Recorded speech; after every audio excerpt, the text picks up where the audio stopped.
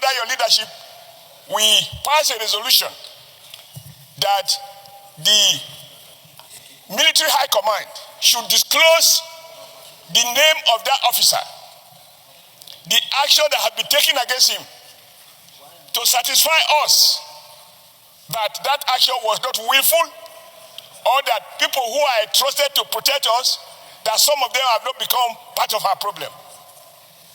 Mr. President, I have always tried to be present in every day that this thing is sit. As I speak, I am not aware that we have gotten a response to that simple inquiry.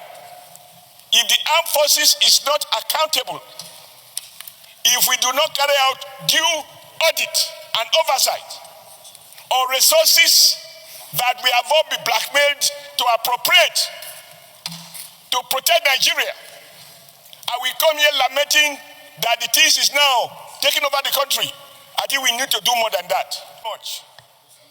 I join in, I associate myself with all the comments that have been made, and there can be no question that it is very troubling, whether for children, for adults, for men, for women, to wake up or even on their bed to be abducted and taken to all sorts of places. They go through dehumanization, they end up paying ransom, and even at that, some end up being wasted. I am not sure, having listened this morning, with profound respect to all my distinguished colleagues who have spoken, I didn't hear anything new. We have competed for change of words to condemn, to denounce, to lament, to regret, to worry aloud about all of these things. And on each occasion, there are consequential prayers that this Senate has had to make. What I want to say this afternoon with profound respect is that it doesn't appear to me that we have carried out audit. By this I mean to refer to each of those resolutions that we have passed in the past, to ask ourselves, as a consequence, what specific actions has been taken based on those resolutions? If past resolutions did not change anything, why should we believe that today's own will be different?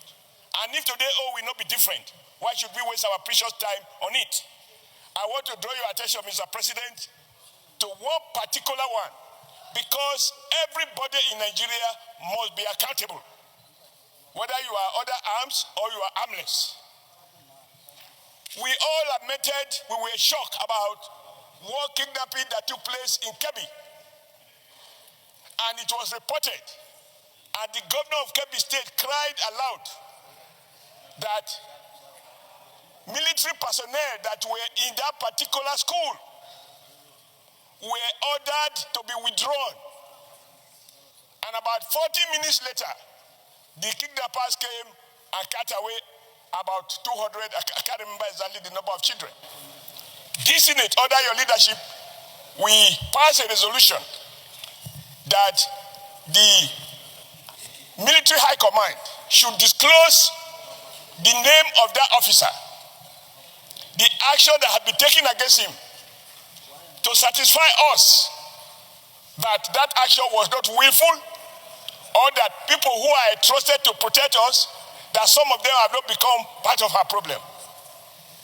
Mr. President, I have always tried to be present in every day that this thing is sit. As I speak, I am not aware that we have gotten a response to that simple inquiry. If the armed forces is not accountable, if we do not carry out due audit and oversight on resources that we have all been blackmailed to appropriate to protect Nigeria, and we come here lamenting that the things is now taking over the country, I think we need to do more than that. We need to carry out security audit. Money appropriated. Who got what? How was it used? And I insist that this Senate is entitled to have a reply to the question we unanimously ask. Who withdraw those people for the children to be carted away? You have 1 second. Now, if that was done, maybe these other ones now may not have happened. I associate myself with whatever we feel we can do, but I believe that any time we pass a motion, we are entitled to know the feedback arising from the response of the appropriate agencies. Thank you very much. Your time is off. Last but not the least, Dr. Sani Musa, please give your own perspective to the motion. Thank you, Mr. President. Mr. President, let me join my colleagues in sympathizing and commiserating with the good people of Oyo, the families, and the entire government of Oyo State, where this very heinous crime occurred. And at the same time, commend my brother, Senator Buhari, for bringing this very important motion to the Senate. Mr. President, quite all right, it is very sympathetic. We really sympathize with the situation, and we are not praying occurrence of this kind of thing in any part of Nigeria. At the same time, Mr. President, let me commend Mr. President for his quick response by sending a higher delegation to the people and government of Oyo State to consult the family and, of course, to carry the message of hope to the people that the government, in their own part, are doing their own best to make sure that they rescued these victims.